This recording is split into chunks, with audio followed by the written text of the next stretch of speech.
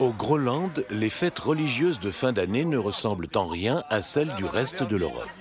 En effet, même si notre pays est en majorité de sensibilité chrétienne, il n'en est pas pour autant catholique. Un petit rappel historique s'impose.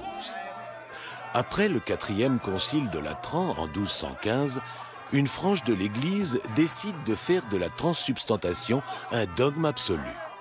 La transsubstantation, c'est la doctrine qui considère que le vin est vraiment le sang du Christ. Car Jésus a dit « Je suis la vraie vigne, et mon Père est le vigneron ».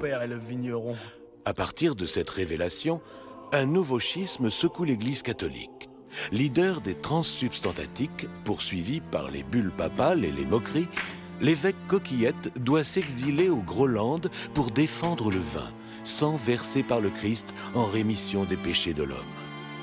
Plus tard, il deviendra le pipe Coquillette Ier, primat de la nouvelle église groenlandaise. Depuis cette époque bénie, toutes nos fêtes religieuses découlent donc d'une lecture différente des Écritures saintes. Ainsi, la fête principale n'est ni Noël ni Pâques, mais bien les noces de Cana, célébrées le 12 juin de chaque année.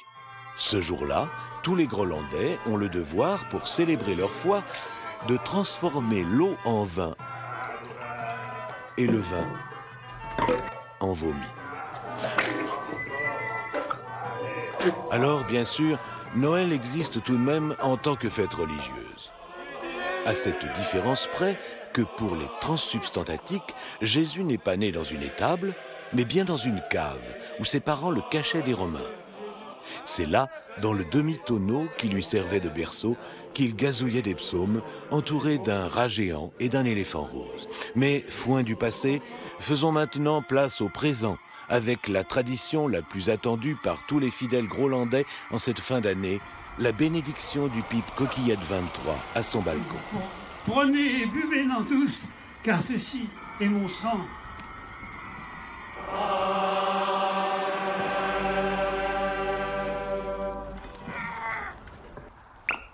Prenez et buvez-en tous, car ceci est mon sang.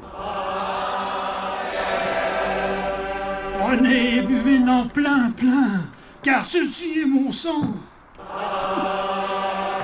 Comme on peut le voir sur ces images du début de la bénédiction, l'année 2010 s'annonce excellente, puisque le pipe Coquillette 23 a tenu la place Salingro pendant 8 heures d'affilée, sans désemplir.